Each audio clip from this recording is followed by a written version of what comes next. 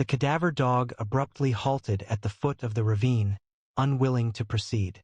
"Storm, what is it?" Officer Klaus Kinski inquired, but the dog remained stationary. Shortly thereafter, they arrived at a clearing, and Storm's discovery left every individual stunned. A ranger's deceased body chained to a tree, the victim of murder, but that wasn't the most unsettling aspect. It was Storm's subsequent action that defied explanation. So what transpired in that forest? Please subscribe and leave a comment indicating your viewing location. Let's begin. The fluorescent lights of the county sheriff's department hummed quietly as Officer Klaus Kinski packed his gear at 5:15 a.m. The early morning silence was punctuated only by the steady breathing of Storm, his German Shepherd partner, who sat at perfect attention nearby, his dark, intelligent eyes fixed on his handler's movements. "Ready for another day, buddy?" Klaus asked, gently scratching behind Storm's ears. The dog's tail thumped against the floor once, a quiet expression of his enthusiasm. Unlike other K9s who might bark or prance, Storm had always been remarkably composed, almost dignified in his responses. At 5 years old, the German Shepherd had already earned near legendary status within the department. His ability to detect remains was remarkable, often locating them in cases where other dogs and advanced technology had been unsuccessful. 3 months prior, he had found the body of a missing hiker beneath a landslide that had significantly altered the terrain. Just 2 weeks earlier, he had followed the scent of human remains through a flash-flooded canyon, guiding recovery teams to a body that would have otherwise been lost to the sea. A strong bond formed between Klaus and Storm when they were partnered 18 months ago, yet Klaus occasionally sensed a certain enigmatic quality in his partner, levels of intelligence and awareness surpassing even the most expertly trained police dogs he'd worked with before. Klaus's phone vibrated with a message from Sheriff Dawson. "My office now, possible missing person." "Let's go, Storm," Klaus instructed gently, attaching the lead to Storm's working harness. The dog moved with a smooth, controlled grace alongside him through the station's hushed hallways. Sheriff Dawson glanced up from his desk as they entered, his face etched with concern. Forest ranger missing. Jacob Ramsey, 42, a seasoned outdoorsman, failed to report in after his patrol 3 days ago. His truck was discovered left at the Thunder Ridge trailhead. "Any leads?" Klaus inquired, taking the file folder that Dawson offered. "Nothing definite," Dawson replied. "Rangers have conducted initial searches, but the area is extensive. They required Storm," Klaus acknowledged, reviewing Ramsey's file. A respected conservationist with 15 years of experience with the Forest Service, specializing in wildlife protection. Dawson added a further detail. Ramsey had experienced conflicts with poachers in the north section and had submitted reports concerning several individuals, including Tony Tips.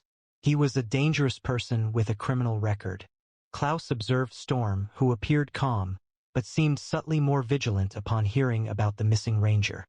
A peculiar coincidence occurred when Storm was assigned to Klaus approximately 18 months prior, via a contact within the Forest Service. The transfer documentation was ambiguous, stating only that Storm's previous handler had, with some hesitation, released him to the K-9 program due to his remarkable abilities being unsuitable for a personal companion role. Forest Service headquarters experienced a period of heightened activity when Klaus arrived 30 minutes subsequently. Storm emerged from the truck, instantly using his nose to assess the mountain air. Rangers gathered around maps displayed on a folding table sheltered by a canopy, their expressions etched with concern. After 3 days of absence, they were now searching for either a fortunate survivor or a deceased individual. Officer Kinski, a tall woman dressed in a ranger uniform, stepped forward. "I'm Chief Ranger Marissa Ling. Thank you for attending," she said. Klaus responded. "What was the most recent verified sighting of Ranger Ramsey?" On Tuesday morning, while beginning a routine patrol of the Thunder Basin area, Ling responded, indicating a northeastern portion of the map. His focus was on investigating reports of illegal trapping. They located his truck at this position, although the trails diverged in 5 directions. Storm remained focused as Klaus presented Ramsey's uniform shirt for him to analyze, his nostrils widening as he registered the missing ranger's scent.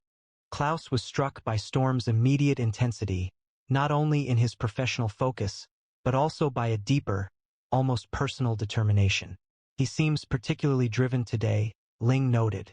Dark clouds gathered against the mountain peaks as two ranger guides led Klaus and Storm to the trailhead where Ramsey's truck had been found. Recent rainstorms had turned sections of the trail to mud, potentially washing away scents and evidence. Klaus released Storm's tracking lead, instructing him to search. Find him, Storm. The German Shepherd commenced his systematic grid pattern, utilizing his sense of smell. 20 minutes elapsed during the search when Storm abruptly raised his head, analyzing the air, then turned sharply eastward, departing from the designated search area. He possessed something, Klaus called to the rangers, hurrying to keep pace as Storm pulled them deeper into a dense section of forest, down a seldom-traveled ravine where sunlight barely penetrated the canopy. The forest grew denser as they descended, centuries-old trees forming a cathedral-like canopy that muted even the birds' calls. Storm moved with increasing urgency, his methodical search pattern transforming into determined pursuit. Klaus struggled to keep pace, observing that the terrain grew steeper and more treacherous, a route no one would choose willingly. He's tracking like he's on a mission, one of the rangers commented, breathing heavily while navigating down a particularly steep section. I've worked with search dogs before but have never seen this level of focus. Klaus nodded, keeping his eyes on Storm's tail as it disappeared around a massive fallen tree. He usually works in a precise grid pattern. This was different. He seemed to know precisely his destination. The temperature decreased significantly as they went further down into the ravine, the air thick with the smell of moist soil and rotting plants. Storm stopped sometimes at intersections, sniffing the air before proceeding with resolute confidence. Suddenly, Storm's behavior altered considerably. The shepherd stopped, his hair standing on end, a quiet moan rising from his throat. Over 5 years of partnership, Klaus had never witnessed such a reaction from his typically composed partner. Storm? Klaus approached with caution, worried by this unusual behavior. The dog trembled slightly, then advanced more slowly, guiding them toward a small clearing. When they pushed through the undergrowth, Klaus saw it, a massive oak tree standing alone in the center of the space, and chained to its trunk, the unmistakable form of a human body. We've got a body, Klaus radioed, his heart sinking as he neared, locating the scene approximately half a mile east of Search Grid C. The victim, wearing Forest Service khakis, was slumped against the tree trunk, arms pulled behind and secured with chains wrapped multiple times around the tree. Multiple stab wounds marked the chest and abdomen. Blood had collected and dried in the dirt below. Death had not been swift or painless. What followed shocked those present. Despite usually exhibiting impeccable composure at death scenes, Storm deviated from established procedure. The shepherd approached the body, whimpering a sound Klaus had never heard from him before, and began gently nuzzling the ranger's limp hand. "Storm, back!" Klaus commanded, shocked by this breach of training. For the first time in their partnership, Storm disregarded a direct order. He stayed near the body, his demeanor shifting from that of a trained canine to something different, deeply saddened, appearing almost human in his distress. As the recovery team began to move the body, Klaus observed his partner with increasing worry, a thought taking shape. Storm wasn't exhibiting the behavior of a cadaver dog that had successfully found a target. He was acting as if he's discovered a companion. A technician carefully examined the victim's pockets, recovering a wallet. Jacob Ramsey of the Forest Service confirmed his identity, displaying his ID card. The photograph depicted a man in his early 40s, possessing gentle eyes, a tanned and weathered face, and a well-kept beard. When Klaus saw the photo clearly, his heart skipped a beat. A wave of recognition struck him with considerable force. "Can't be," he murmured, looking from the ID photo to Storm. Klaus then knelt beside Storm, presenting the ID card so the dog could see it. Storm responded instantly, a quiet whine escaping him. His nose softly touched the photo protected by plastic. Storm had been transferred to our K-9 unit from a contact within the Forest Service, who was no longer able to keep him despite their connection. Klaus provided the explanation, and everything clicked. The documentation stated his previous handler relinquished him because his detection skills were too remarkable to be used for personal companionship. He needed to be deployed in service. A realization spread among those present. Klaus confirmed that Ramsey was Storm's original handler, and the dog's unusual behavior now seemed understandable. He relinquished Ramsey so Storm could work with the sheriff's department. Standing alone with Storm beside Ramsey's body, Klaus whispered, "I'm sorry, buddy. I'm so sorry." The shepherd leaned against him, seeking comfort in a way he never had before. "We'll find who did this," Klaus promised, both to Storm and to the man who had loved him enough to let him go. "I swear it." While the medical examiner made arrangements to transport Ramsey's body, Klaus allowed Storm the necessary space and time. The shepherd continued his mournful vigil, sometimes touching the ranger's hand. The experienced officers and medical staff worked silently, moved by the dog's clear sorrow. Suddenly, Storm's head jerked up, his nose working rapidly. His distressed appearance disappeared, giving way to the concentrated focus Klaus knew from their tracking assignments. The change was sudden, so thorough that those nearby observed it. "What's happening?" one of the rangers asked.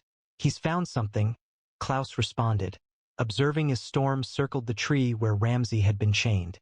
"He's scenting." Unexpectedly, Storm fixated on a scent trail and sped toward the northern edge of the clearing, almost wrenching the lead from Klaus's grip. "He's tracking someone," Klaus exclaimed, exerting himself to keep up as Storm raced through the underbrush. Could this be our killer's trail? They advanced further into the forest, Storm assisting them up a steep incline, through a thick area of mountain laurel, and across a small stream. Despite the difficult ground and the time passed since the murder, Storm showed no hesitation, never losing the scent. The trail led them to a small valley where a creek ran through the landscape. The dog's pace finally lessened as they neared a small clearing positioned against a rock face. Evidence of recent human presence was immediately visible. A makeshift campsite with a fire's remains, discarded food wrappers, and trampled grass indicating where someone had slept. Storm examined the campsite carefully, then paused, becoming very still and alert. He remained motionless near the fire pit's remains, observing an area where several larger stones created a rough circle around the ashes. "He has something," Klaus said softly, approaching cautiously to prevent damage to any potential evidence. Storm remained motionless, signaling that he had discovered something important. Klaus approached the fire pit and carefully inspected the area Storm had indicated. Initially, he observed nothing out of the ordinary, simply stones, ash, and dirt. However, upon closer inspection of the stone arrangement, he detected a subtle discoloration in the soil near a notably large rock. Concealed beneath it, and partially embedded in the loose earth, was a hunting knife featuring a unique carved handle. Even in the muted forest light, dark stains were visible on the blade. "He found the murder weapon," Klaus said with quiet amazement. Looking at Storm with newfound respect, through rain and days of weather, he tracked the killer's trail and led us right to the key evidence. Storm remained in his alert position, not moving a muscle even as additional officers began arriving at the scene. His composure was remarkable, particularly given the emotional weight of the search. Although he clearly had ties to Ramsey, and despite experiencing prior sorrow, he had consistently adhered to strict evidence preservation protocols. "I've never encountered anything comparable," confessed Hartman, as the forensics team meticulously excavated and processed the knife. "Typically, human suspects falter under emotional strain. Your dog transformed it into focus for the investigation." Klaus nodded, observing as the knife was carefully placed in an evidence bag. The technician's initial assessment corroborated the apparent evidence. Blood was present in the handle's grooves and on the blade, aligning with the injuries sustained by Ramsey. "We need to send this to the lab for DNA verification," the lead technician stated. "I'd wager my pension this is your murder weapon." Hartman inquired, "Any fingerprints?" "Possible partial prints on the handle," the technician responded. "If we're fortunate, whoever committed this act was inattentive." Returning to the sheriff's department, a sense of intense concentration permeated the atmosphere as forensics examined the evidence Storm had located. Klaus remained at his desk, studying Ramsey's case file, While Storm rested at his feet, the shepherd's gaze seldom leaving his handler's face. Despite still exhibiting signs of the day's occurrences, Storm had transitioned to a watchful composure, seemingly anticipating the next step in their assignment. Klaus's phone sounded, Detective Hartman calling from the lab. The print analysis came back positive. Tony Tips, with a history of poaching convictions, assault charges, and criminal trespass, is identified. He's been a person of interest for Ramsey for several months. Tips, Klaus stated, reviewing the documentation to locate the name. Ramsey had previously submitted 3 reports concerning Tips within the last year, each documenting illegal trapping within protected areas.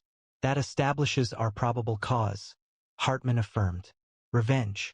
Additionally, forensic testing confirmed the blood found on the knife is consistent with Ramsey's blood type. We possess sufficient evidence to obtain an arrest warrant.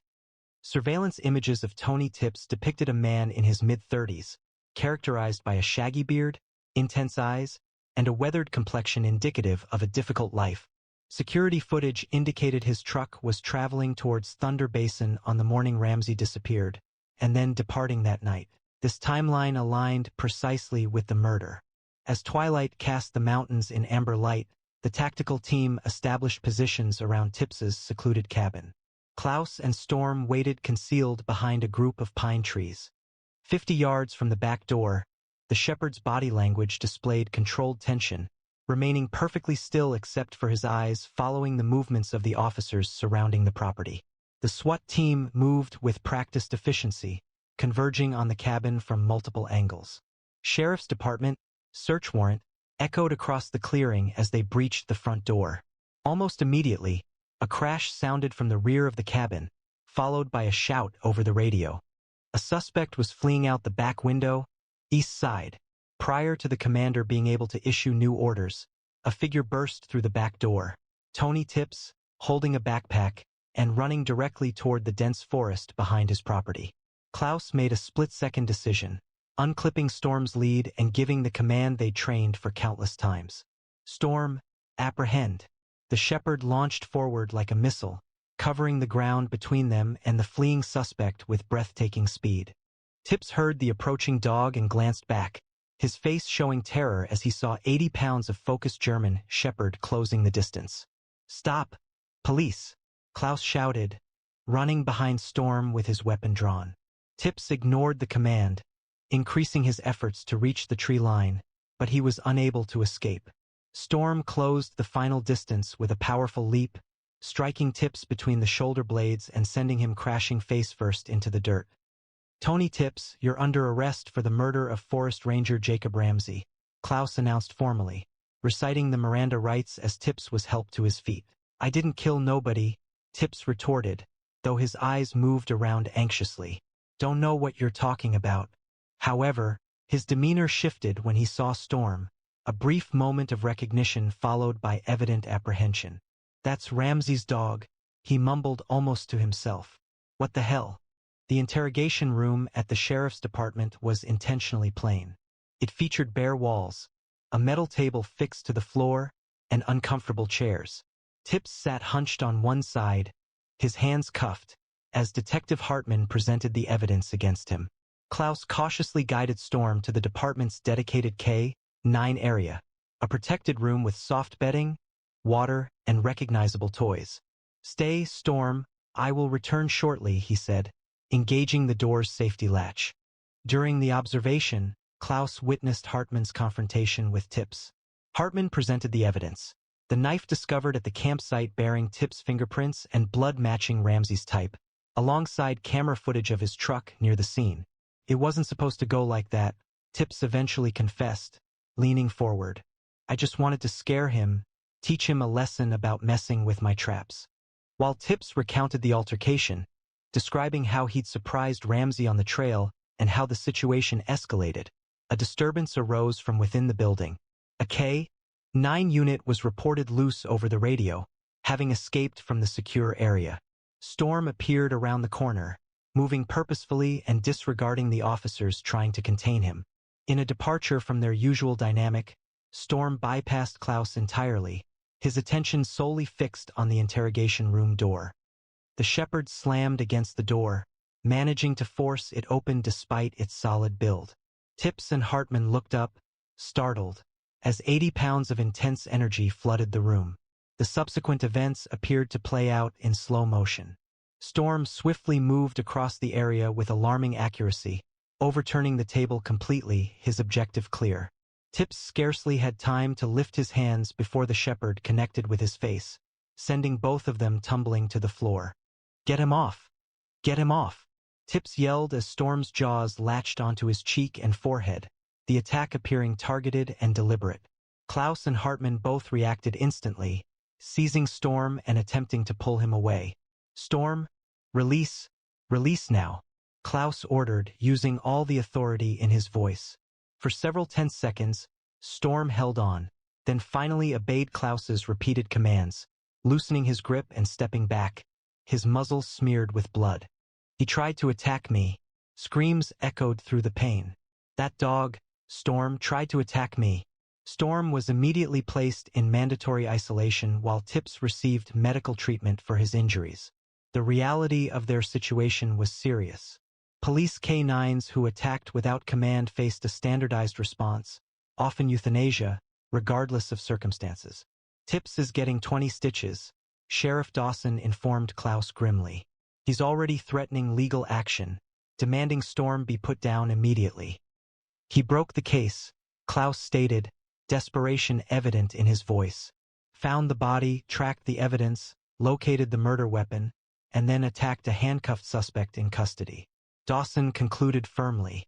"The evidence collection is now potentially compromised." By 9 a.m. the following morning, the department's conference room had been converted into a makeshift hearing chamber. A long table at the front seated Chief Jenkins from County, Sheriff Dawson, and the department's legal counsel.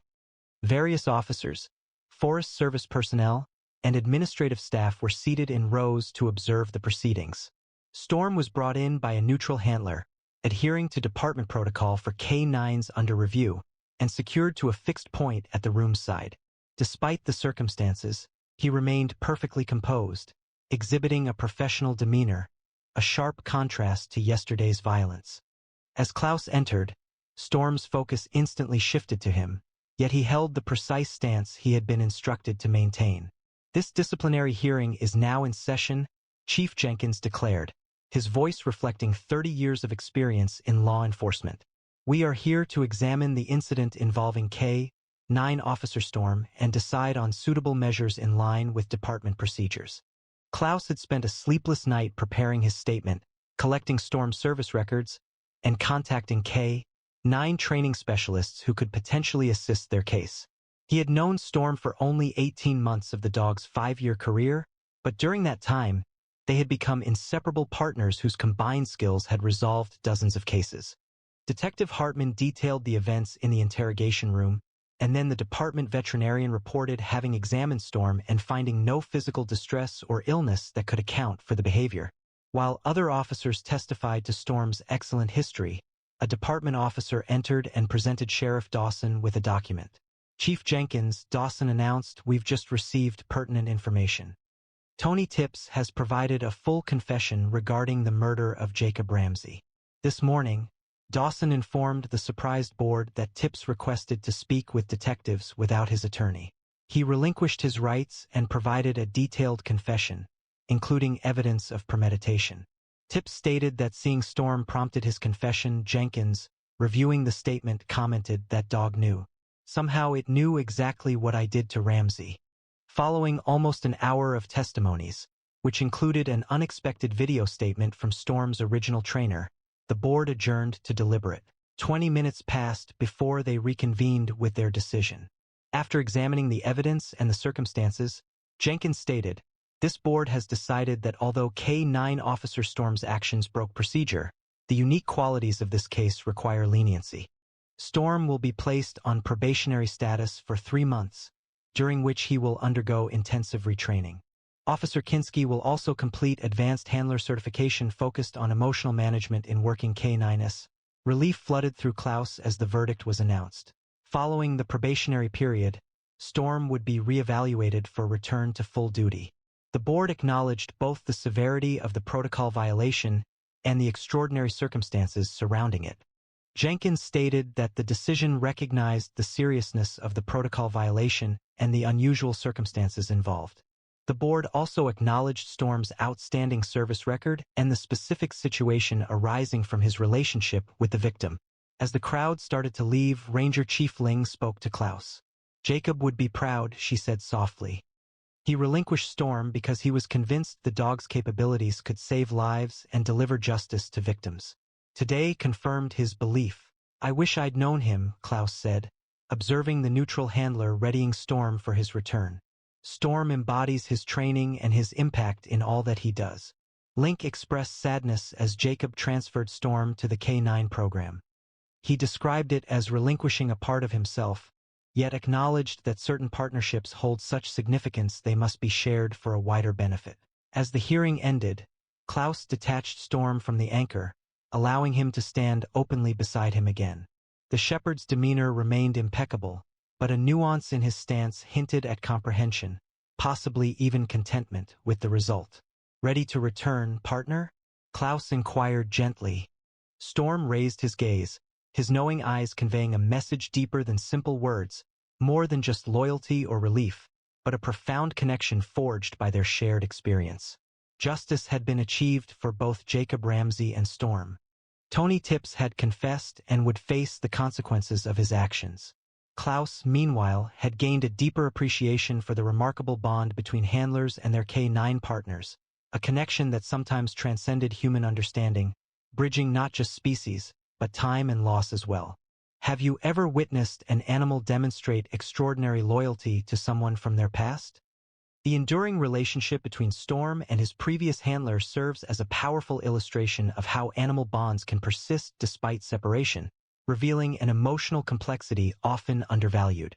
Do you believe your pet possesses the capacity to assess character, even if their responses appear dramatic? Considering the circumstances, would a disciplinary committee have offered Storm another opportunity following his attack on the murderer?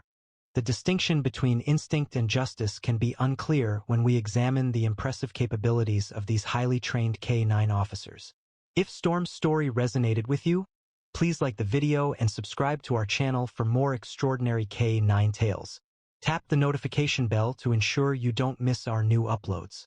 Share this video with friends and family who appreciate the remarkable bond between handlers and their K9 partners. Don't miss our other K9 tarot stories currently displaying. We'll be back tomorrow, same time, with another brand new video. A thief believed he had chosen an ideal location at an ATM, a minor oversight. A woman had a dog with her. He didn't think it was a significant issue. He's committed this crime before. What he wasn't aware of, that wasn't just any dog. It was a trained canine German Shepherd. And the subsequent events left him pleading for assistance. Before we share today's story, please leave a comment below indicating where in the world you are watching from. And if you enjoy extraordinary canine stories such as this one, be sure to click the subscribe button. A sense of anticipation hung in the air. The autumn wind whistled through the deserted streets of downtown, carrying with it the rustling of fallen leaves and the faint sound of city activity. The clock had just indicated 9, and the typically lively financial district was vacant, leaving behind an unsettling quiet, disturbed only by the infrequent passage of vehicles. Emma Walker drew her navy blue jacket more closely around herself, her footsteps resonating against the concrete sidewalk. Nearby, Atlas moved with understated assurance, his substantial German Shepherd build presenting a striking presence under the faint street lamps. His ears were consistently attentive, meticulously observing their environment, a habit developed through years of military instruction. The recognizable blue light of the ATM called to them from the intersection of Winston and 4th.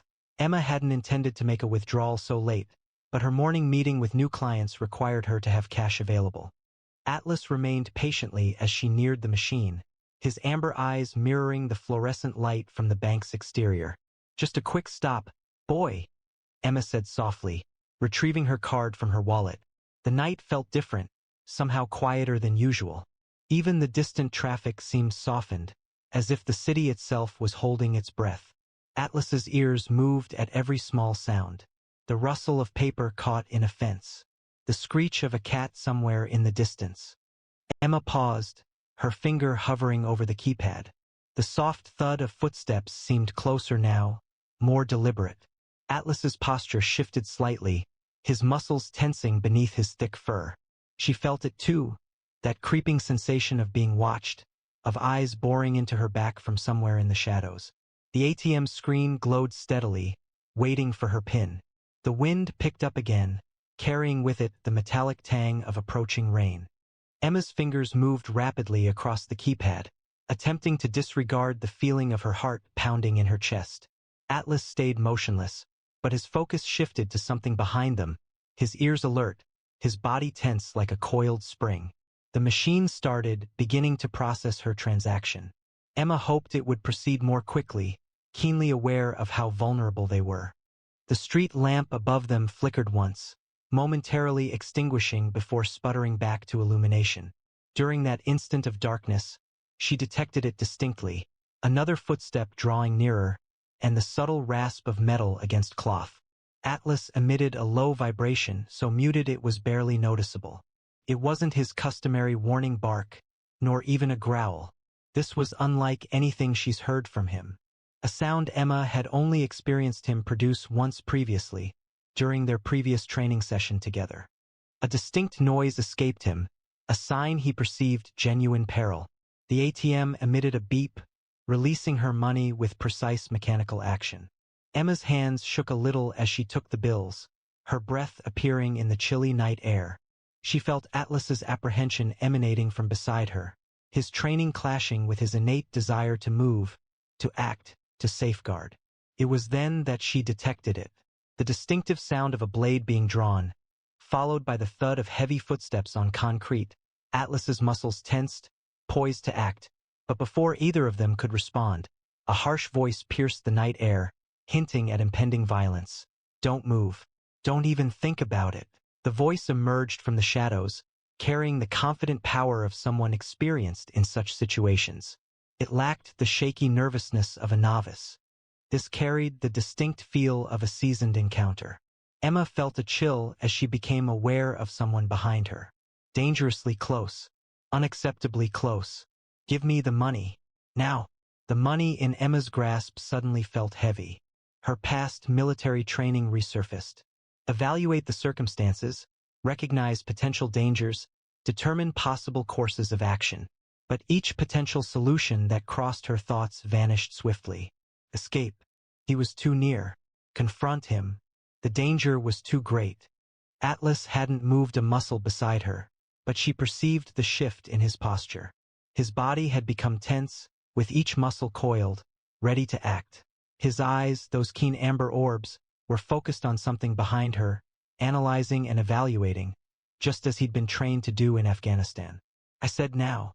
Impatience broke through the man's restrained demeanor, a risky sharpness that signaled violence barely contained.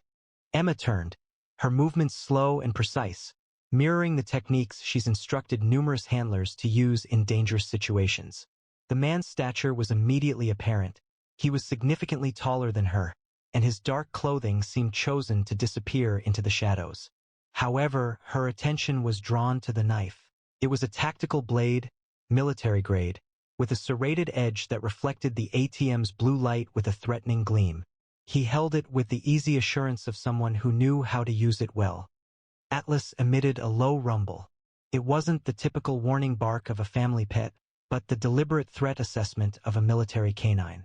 The sound finally caught the mugger's attention, focusing on the German shepherd. "Shut that mutt up," he spat, gesturing with the knife in a way that indicated formal training in close-quarter combat. "Or I'll do it myself." His eyes moved quickly between Emma and Atlas, conducting rapid threat assessments but incorrectly analyzing the situation. The manner in which he held the knife indicated a familiarity born of dangerous situations, not classroom instruction. "Just take it," Emma said, keeping her voice steady, utilizing the hostage negotiation techniques she's learned over the years. She started to offer her hand with the cash, continuing the gradual, reassuring motions she's practiced in numerous military drills. The man's eyes narrowed as he observed her cooperation, his instincts alerting him that something felt amiss. That's when Atlas barked, not a fearful yelp, but a bark filled with the authority of a trained military canine. The sound resonated off the nearby buildings, a clear signal that carried through the quiet street. The mugger's reaction was slight but significant. He's dealt with dogs previously, but not one like this. A brief expression of anger crossed his face, stemming from a bruised ego more than genuine fear. I told him to be quiet. His boot struck out with practiced precision, connecting with Atlas's ribs with a jarring impact that indicated steel-toed reinforcement. The German Shepherd's yelp pierced Emma's heart like a blade. The sound of her partner in pain sparked something primal within her as she observed him stumble. Stop! The word escaped her throat, but the attacker had already shifted focus, closing the gap with the swift movements of a predator. The knife located her throat with a familiar smoothness, its chill edge a stark contrast against her skin. The blade possessed a keen sharpness, a professional quality, the type manufactured for military applications. Give me the money, his voice rumbled, carrying the musty odor of cigarettes and another, indefinable scent, hinting at more troubling routines. And everything else you possess, cease the delay. Emma sensed Atlas regaining his composure nearby, the first cry of pain shifting into a deeper, sustained rumble that hinted at military discipline and restrained aggression. The man's gaze had become intense now, moving rapidly between Emma, the cache, and the dog. His hand shook a little as it gripped the knife, but Emma understood it wasn't due to fear. It was adrenaline, the compelling surge of strength that comes from controlling another person's life. Empty your pockets too. Everything. The knife pressed harder, and Emma felt a sharp sting as the blade's edge made contact with her skin. A single drop of blood appeared and trickled down her neck, feeling warm against her cold skin. It was objectively minor, barely more than a paper cut, but that single drop of blood altered everything. Atlas observed it fall, noting its path as it stained the collar of Emma's jacket crimson. At that instant, a significant alteration occurred in the German Shepherd's behavior. Emma perceived it initially, the alteration in the atmosphere, the way Atlas's growl evolved from a caution into something else entirely. His military training, inactive for so long, rose to the surface. The playful companion vanished, replaced by the precise weapon he'd been trained to be. The mugger failed to recognize the change, too engrossed in the contents of Emma's pockets. He failed to notice Atlas's muscles tense, didn't detect the dangerous focus in those amber eyes. He continued issuing commands when Atlas moved forward, a swift movement of concentrated aggression and practiced skill. The moment appeared to stretch as his teeth closed on the mugger's knife hand, hitting the precise spot between thumb and wrist, a technique military canines are trained to disable.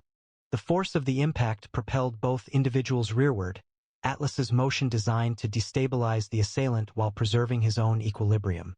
The man's scream tore through the night, a visceral primal sound originating from within his core and releasing into the deserted street. The knife slipped from his limp fingers, rotating as it descended, reflecting the fluorescent glow of the ATM before striking the damp pavement. A metallic sound reverberated among the nearby buildings, sharply contrasting with the attacker's ongoing cries. Get him off! Get him off! The man's voice broke with panic as he struggled violently, his unconstrained arms swinging in frantic motions. However, Atlas's hold demonstrated the result of thousands of hours of military instruction. His jaw exerted a precise force of 450 psi, applied with surgical precision to restrain without causing harm. Each subtle movement of his muscles, every minor adjustment of his grip revealed years of experience and a disturbing readiness. Emma recoiled, her fingertips detecting the faint line of blood on her neck. The minor abrasion throbbed in the cool night air, a stark reminder of how narrowly she had escaped a much graver situation. Her heart pounded against her ribs as she observed Atlas at work. This was not the affectionate friend who nestled on her sofa or retrieved tennis balls in the park. This was a military-grade canine demonstrating years of specialized training with mechanical precision. I'll kill you. The mugger's free hand swung wildly, attempting to connect with Atlas's head. But the German Shepherd moved like liquid shadow, evading each desperate strike while maintaining that iron grip. His training was evident in every action, from how he shielded his vulnerable eyes, to how he adjusted his posture for maximum control, and how he leveraged the man's own force. The attacker's attempts became more hurried, each failure intensifying his panic.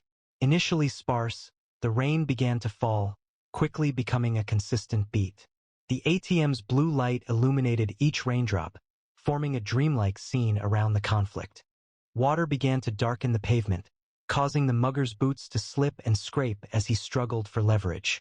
But Atlas's paws remained planted with unwavering certainty, his years of training evident in how he adjusted his stance to account for the slick surface.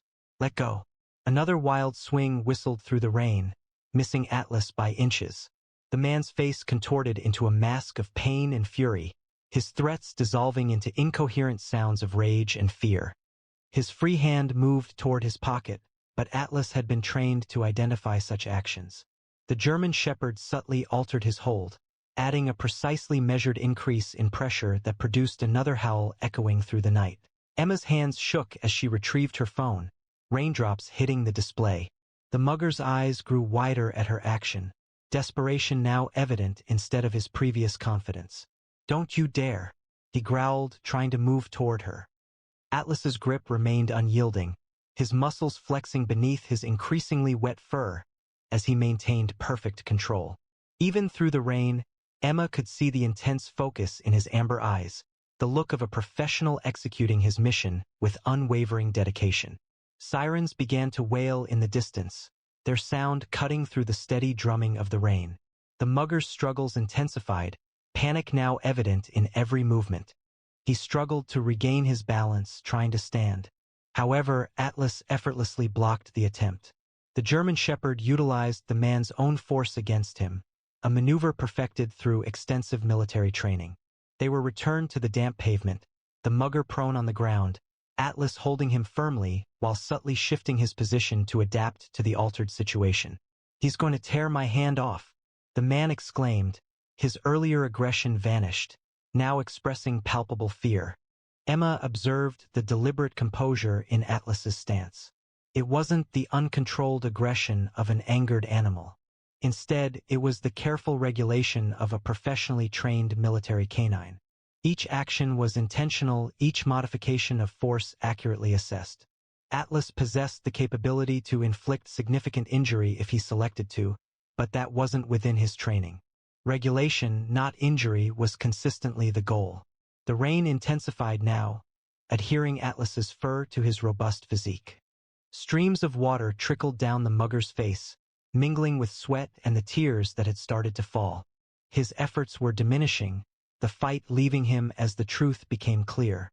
The knife rested abandoned in a spreading pool, its danger lessened by a power its owner had tragically misjudged. "Please," he cried out, his voice faint against the rain and the sound of approaching sirens. "I'm finished. I'm finished. Release him." But Atlas's amber eyes stayed fixed on his objective, his grip firm. His time in the military had instilled in him the ability to remain composed until formally released, and that discipline was evident in his demeanor. His ears remained attentive, monitoring the sound of approaching sirens, while his muscles stayed braced, prepared to respond to any final, frantic actions. The flashing red and blue lights appeared through the rain, reflecting on the damp ground and producing a vibrant array of emergency hues. The mugger ceased struggling, lying face down on the ground with his hands securely held in Atlas's grip. His chest rose and fell with labored breaths, each exhale a testament to his utter defeat. Emma observed as police cars arrived, their headlights piercing the rain. Officers dismounted, weapons drawn. "Police, remain still."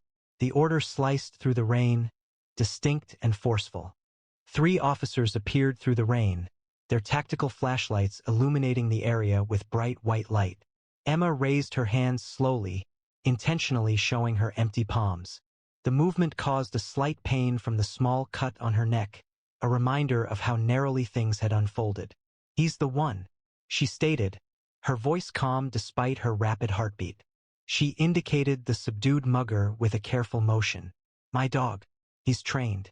The former military canine reacted to his training, not displaying aggressive behavior. She maintained a professional tone, recognizing the vital importance of these initial moments for the safety of all involved.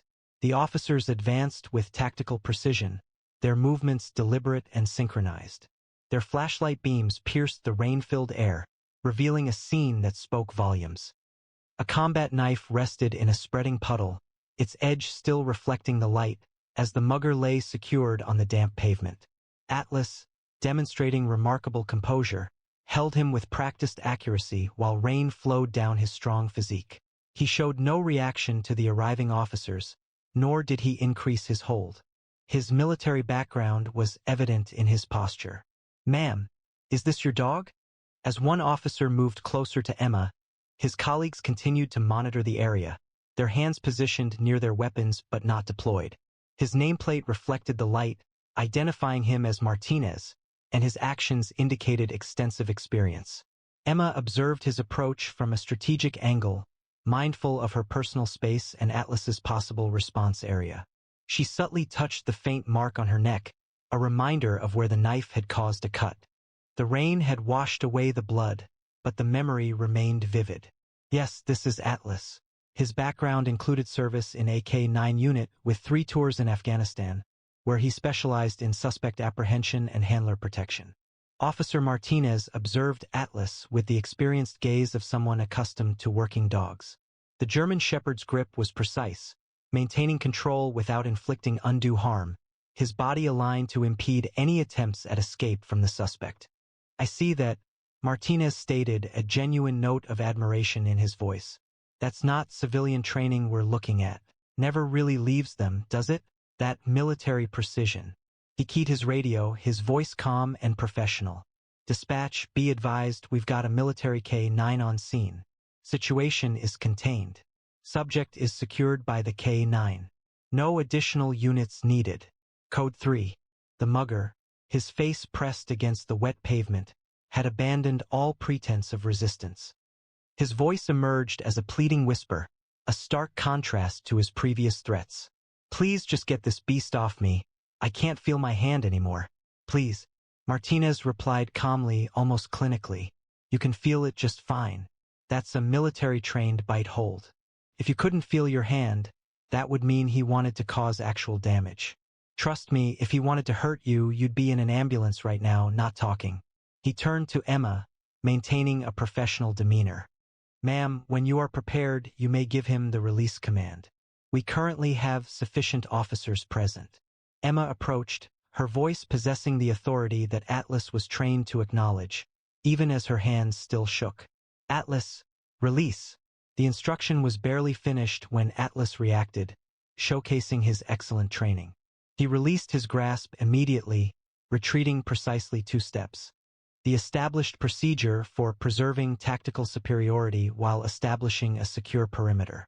His gaze remained fixed on the suspect, his posture still tense and prepared to react should the situation escalate. Each action was deliberate, restrained, and professional. 2 officers approached seamlessly, their handcuffs produced with practiced skill. As they restrained the mugger's hands behind his back, their flashlights illuminated the confirmation of Atlas's exacting command. There were no signs of injury. There were no serious lacerations, only deep impression marks that would result in significant bruising. This demonstrated a level of control honed by years of military training. Martinez picked up the knife with a gloved hand, inspecting it with a professional eye. It was a 7-inch tactical blade, featuring a serrated edge. He looked at the mugger, then at Atlas. "You are fortunate you realize that. Many dogs, even those with training, would have inflicted severe wounds when they observed their owner experiencing bleeding. This one, however." He indicated Atlas, who remained watchful beside Emma, poised for action. He understood his actions precisely. This wasn't merely training, it was military precision. The mugger faltered as officers escorted him to a waiting patrol car, his soaked clothing dripping onto the ground. A mix of fear and anger colored his voice as he yelled over his shoulder, "That dog's a weapon. Could have killed me. You all witnessed it. It's dangerous." Martinez's reply reflected considerable experience. "He did not harm you. Rather, he applied precisely the force necessary to prevent you from causing harm to another person." That is not a weapon, it's a professional. He addressed Emma, his deference clear. We will require a complete statement from you, ma'am. And frankly, I'm very interested in learning more about your companion. We rarely observe this degree of restraint in non-military circumstances. Emma moved to kneel alongside Atlas, her fingers tracing the well-known patterns through his damp fur.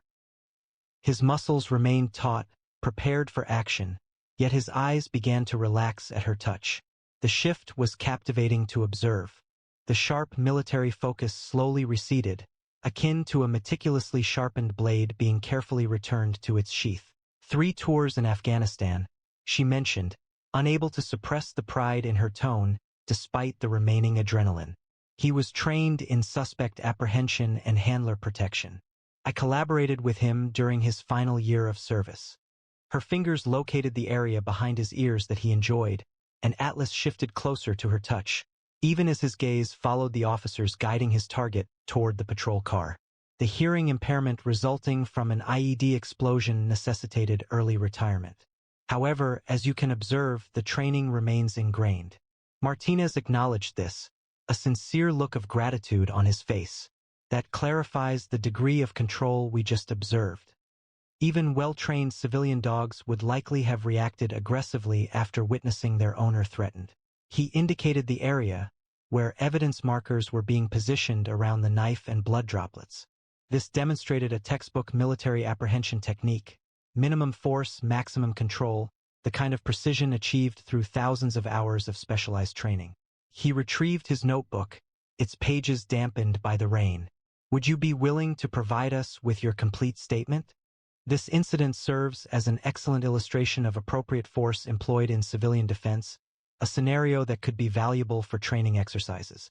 The heavy rain had begun to ease, settling into a gentle drizzle that caught the light from newly arrived patrol cars, creating shifting patterns of red and blue on the wet streets. Officers were moving purposefully around the scene, photographing evidence, marking positions, and documenting how one mugger had learned the hard way about underestimating a retired military canine. Emma stroked Atlas's back, sensing the strong muscles that had benefited from his training. The disciplined soldier was fading now, giving way to her beloved companion, although she understood that this other facet of him would always remain, poised to surface immediately if necessary. Ready to deliver our statement, boy? She inquired gently. Atlas gazed up at her, his amber eyes bright and watchful, and then rose gracefully, water dripping from his coat in shimmering trails. Martinez guided them to his patrol car, where they could record their statements in a dry place. He mused, we could genuinely benefit from having a dog like him to showcase correct canine restraint methods at the academy. Those particular control skills are uncommon, particularly in retirement. The manner in which he sustained that hold while preventing significant harm is precisely what we aim to instruct our canine units. He accessed the car's rear door. Would you consider assisting us in demonstrating authentic professional restraint to our trainees? An hour later, Emma was seated in her living room, holding a warm cup of tea, observing Atlas as he rested on his bed close to the fireplace. He had completely dried off after they arrived home, but she still used a towel to dry him, carefully examining him for any injuries from the kick he'd received. There were no visible marks. He was as tough as always. The occurrences of the night replayed in her thoughts. The ATM, the knife, that single drop of blood that had activated Atlas's training. She touched her neck, where the minor cut had already ceased bleeding, practically just a scratch. The mugger's words replayed in her mind. That dog's a weapon, but he'd been mistaken. Atlas wasn't a weapon, he was a protector, trained to apply precisely the appropriate force, and nothing more. Officer Martinez's card was on her coffee table. He's been sufficiently impressed to propose that Atlas could assist in training new canine units, demonstrating what true control resembled. Most dogs either fail to engage or escalate the situation, he had clarified. What your dog did tonight, that's the ideal example. Impeccable restraint, impeccable control. Atlas's ears twitched at a sound from outside, but his body stayed loose. The military sharpness he had shown previously had completely faded, yielding to the calm presence she knew so well.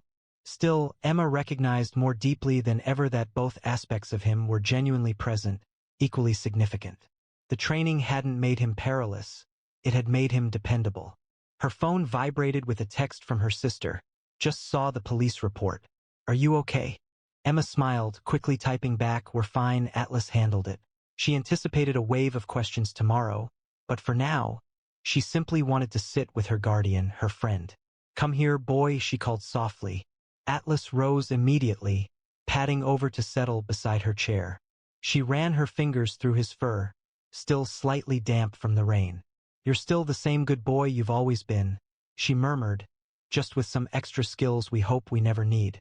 Atlas gazed at her, his intelligent amber eyes reflecting the unwavering dedication Emma had always recognized, the ability to transition swiftly from playful friend to resolute guardian based on her needs. The mugger had perceived only the focus of his training, but Emma understood the complete picture. She saw the kind spirit who enjoyed belly rubs, and the skilled professional capable of neutralizing an armed assailant with precise technique. A distant siren echoed somewhere in the city, and Atlas's ears twitched toward the sound, but his eyes remained fixed on Emma, clear and alert, prepared as always for whatever might occur. She smiled, scratching that spot behind his ears that he loved. I think we've experienced enough excitement for one night, haven't we? Tomorrow she knew she'd have to file more reports. Police inquiries, concerned calls from friends and family, and potential media attention regarding the military dog who thwarted an armed robbery were all possibilities. However, for tonight it was simply the pair, secure and united. Emma relaxed further in her chair, the last traces of adrenaline dissipating. Atlas rested his head on her lap, a reassuring weight that conveyed protection and loyalty. The rain had ceased entirely, leaving the city refreshed and still. Good boy, Atlas, she murmured, her voice filled with pride and gratitude. Good boy. As Atlas settled comfortably beneath her hand, Emma realized that while she hoped to never endure another night like this, she could handle anything with her trained guardian present. What would you do in a similar situation? Has your dog ever shielded you from harm? Please share your thoughts in the comments below. Consider this. Do you believe military and police dogs should be allowed to retire with their handlers? I read every comment. If you enjoyed the Atlas story of bravery and protection, please like the video. It really helps the channel grow. Don't forget to subscribe and click the bell icon to receive notifications for future incredible canine stories. Explore these other compelling canine stories currently displayed. Each highlights the remarkable connection between handlers and their expertly trained partners. Until next time, remember, behind every exceptional canine is a story of loyalty, training, and unwavering courage.